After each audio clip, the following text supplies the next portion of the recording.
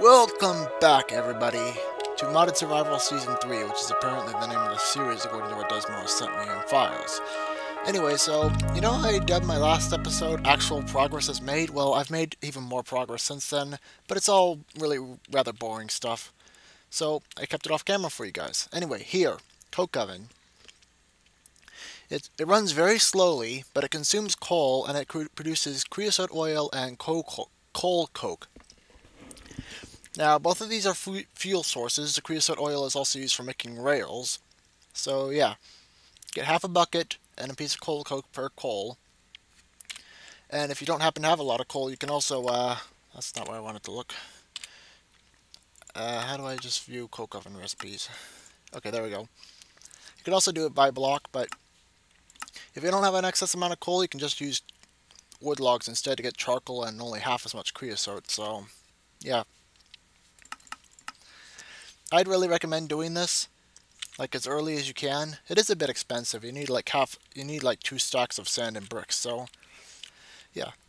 And speaking of bricks, I built the smeltery based on what I managed to loot from the village. It's missing a couple of components it needs in order to work, and I didn't craft those yet because I used all my clay for this bloomin' thing. So, and you'll probably okay, now I'm poisoned. You probably noticed these apiaries. I put tropical bees in here, and that's the reason I got poisoned, just by going near it. Ouch. Yeah, that poison's pretty nasty. I would make apiaries armor, but I don't find it worth it because they can't hit me down here. So, the reason is for these silky combs. Now, if you process these through a centrifuge, you get silky propolis with an 80% chance. And if you process this, you get silk wisp. And if you then put silk wisp, you can make the sieve upgrade for industrial apiaries, which we're going to get into at some point. You can also turn it into string, but that is totally useless when you can make woven silk out of it. And then this is also used for the apiary's armor, so that's why I haven't made that. It's actually more expensive than I realized, but you can also use it to upgrade backpacks in the carpenter. And speaking of backpacks, I have made a couple. And, yeah, look at this. This is how much mining I've been doing. I went back for the gold gravel ore I found near the village. I got half a stack of that. Found a little bit of shiny and some other stuff. And that's just what I could fit in the bag. Yeah, look at all that iron. I could toss that all into a smeltery, but I don't feel like doing that. Because instead, I'd rather use machines, because then it's easier to get it all out. But the problem is, I don't have anywhere to put any machines. Although I do have these 2 hobbyist steam engines that I've looted from villages. So that's the problem we are going to resolve today. How, you may ask? Well, the bricks kind of give it away, as well as this outline right here. Yep, we're getting a time-lapse episode. Now, yeah. So, no, I don't know how to segue into time lapses apparently, but so wow. I can't believe I'm completely drawing a blank. Anyway, so yeah, this is going to be the factory. The factory. We're not building a house here. That's going to be the house. I'm going to stay in the hovel somewhat, but all my machines are going to be over here, basically. Now, I don't have many right now, but trust me, I will get a lot of machines. I'm a heavy tech kind of guy. So, this is going to be the place where all my machines are housed. So I got a basic frame. These are going to be redstone lamps eventually, but that of course requires another access, yada yada yada. So, enough talk, let's actually get building this thing.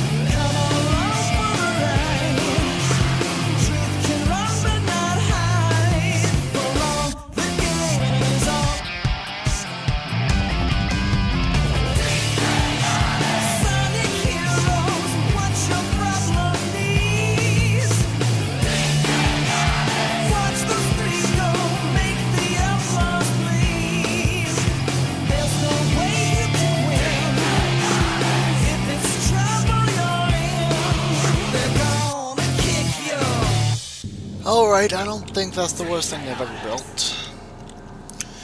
As you can probably tell during the time lapse, I ran out of a number of things, so I had to smelt up a bit more basalt and get more stone smelting. Anyway, yeah, you're probably curious about what the heck this thing is. Well, these are the steam engines, and I wrote a computer program to automatically turn them on and off. And the reason it automatically had the program on is because I renamed the computer and typed it up earlier. So, yeah, I'm not gonna go through the entirety of this code. I'm probably gonna put a paste bin in the description so you guys can download it and use it in your own worlds. Now, basically, the problem was, and why you saw that error, okay, let me just reboot the system, because it also runs on startup, so that's sweet. So it reboots, and then it says attempt to index a null value. I'm not sure exactly how you're supposed to read that, but basically it's doing that because there's no energy cell on top of it. And I wrote the program with that in mind, so if you don't have a proper recognizable energy cell on top of it, then it's not going to work. And I put this area down here so that I could put some water there. Speaking of water, I should have a bucket. We'll get a machine to automatically refill the steam engines, but for now, yeah. I'm not going to use the grindstone anymore, I might as well just remove it. But basically this smelter here, I'm going to use that to double my ores from now on. Because it's not as good as the grindstone. Because first off, that's automatic, and second off, the grindstone doesn't always give you exactly what you need. And I also picked up these lava cans all underground. Made a full set, used them all. It's nice. And as you can see, I used my coal coke, and that burns 16 items instead of the normal 8 that you get from coal. And sadly, this is not going to get me enough of what I need. This is only going to get me 2 of the blocks. I still need more in order to make proper use of the thing. So, can you use chiseled glass to make these recipes? You cannot. Alright, I guess I'm going to have to chisel that back. By the way, this is a chisel from the chisel mod. It allows you to turn a number of different kinds of blocks into specialized decorative versions. So it's really nice. Anyway, so these are the 2 heart of the smeltery blocks. This is a seared tank. You put lava in it. Okay, and you can use cans. One thing about cans, you can't dump the liquid back in the overworld using it, and cans more often than not are destroyed when you empty their liquid into something. The only exception that I know of would be a fluid transporter, but I don't have one of those yet. Those need RF to work. And the other machines are basically a bigger priority at the moment. And I just realized I need more gravel. Kind of sad when you suddenly realize you lack gravel. I thought I got some. Huh. Must have used it all for something. Okay. Well, I'll be right back, because I need to go get gravel. Alright, that's the last of that vein of gravel, I'm pretty sure. So you may be wondering, where the heck did all that gravel go? Into this digger's backpack. The way the digger's backpack works, and well, all forestry backpacks actually, is that you can just, any items that would, okay, the backpacks have like kind of a whitelist of what you can actually put in them. See, I can't put like the marble brick or the slime balls into this digger's backpack. But the advantage to using a backpack is that, well, first off, you can shift right-click to dump all the items in the backpack into an inventory, if you so desire. But you can also, I set this one in resupply mode, so basically if it had, let's say, let's grab all this dirt, and then dump it all into the backpack, if I can even do that. And basically, when I have an incomplete stock of dirt in my inventory, it'll refill it from the backpack. And then when I mine more of it, if it overflows the stock, it'll go right back into the backpack. And I actually don't want dirt in that backpack, so let's put it all back. And, yeah, that's basically just on the restock, on the resupply. You can change to the modes of a backpack by shift right-clicking without being on a chest. This one is locked. It basically prevents, it makes it act like a normal backpack or whatever. Still has a blacklist though. And this one, receiving, I believe just changes the right-click function to pull items out of a chest. Not that helpful, and then this normal mode doesn't do anything special, it just holds items for you and picks them up automatically. Oops. I apparently missed a boat on some more stone I was supposed to put in there, and I have a lot of stone right there. Why did I start smelting more? Oh my gosh, okay. So, yeah, speaking of smelting, let's get the smeltery up and running already. Alright, let's, don't know exactly how much of this I'll need. I know I will need to smelt more. Let's see. I know the math. I think I need 4 drains and 4 spigot things. And I'm pretty sure I'm gonna need 36 total. So, let's make a bit more of this. Alright, bam, I got all the bricks I needed, so let's make some smeltery drains and seared faucet. Yeah, they're not called spigots. I use spigot for a lot of things, including the places where we tap rubber out of the industrial craft trees, so yeah, make of that what you will. But yeah, my smeltery is just lit up. I got 4,000 millibuckets of fuel, which translates to 4 buckets, because millo, I don't know where that zombie is. Must be a cave of some kind right there. Anyway, smeltery tutorial. Yeah, you can toss metal, mainly your ores, and it eventually smelts them down, and then you'll get molten ore. Now, though you do have to be careful with how you smelt things down, because say you had a little bit of copper and a little bit of tin, and you toss them both in the smeltery. Bad idea unless you want to make bronze. Because the molten metals will automatically alloy together to make things like bronze, and then aluminum, brass, and alumite, and there's actually a number of things. Let me just check recipe mode for a second. So you can, you see, there's a lot of recipes involving iron ores. Smeltery making. You get molten iron, and this is basically ore doubling. If you pour that molten iron out and turn it back to ingots, you basically double your ore. So that's convenient. And then alloying. There's 4 different alloys you can use molten iron for. You can make Invar if you have a little bit of nickel or ferrous in there as well. And then if you have a bunch of liquid redstone, you can make molten conductive red metal, which I think is for Project Red. And then alumite, which is a bit weaker than Tinkerer's Steel. I call it Tinkerer's Steel because the steel you get from Railcraft and the steel you get from Tinkerer's Construct are vastly different steels. The steel in Tinkerer's Construct is a lot stronger, so that's nice. Fortunately, we can't make either yet. And then, yeah, that's just a high-end alloy added by Tinkerer's Construct itself. And then there's also pig iron, which is really kind of odd. You need emeralds and blood in order to make it, and it's not that good of a material from what I'm aware. Let's see. Yeah, as you can see, this is how you make tool parts. You basically need to get a cast made of aluminum, brass, or gold, pour the molten metal in it, and then you get the tool rod of the appropriate kind. So, yeah, that's how you do that. And, yep, a bunch of molten iron, and, I'm probably going to automate a way to dump all the metal out of this smeltery, because, well, it's going to accumulate up in there fast. This is a larger than usual smeltery. Used to only be able to make them 3x3, but I have this one 5x3. Anyway, yeah.